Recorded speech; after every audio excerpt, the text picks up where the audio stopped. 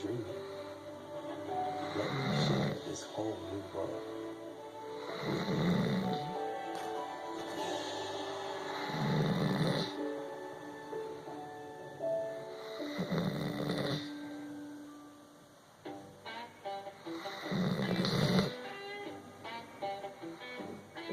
At Angry Orchard, what's important to us is to work with great apple growers.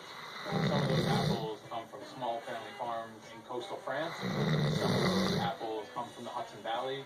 Some of those apples come from Washington State. Every year we travel and visit these growers and stay connected to these raw materials. One of the reasons we're able to make Angry Orchard cider at the level of quality that we do. Check out the Bass Pro Shop Spring Fishing Classic for huge savings on this year.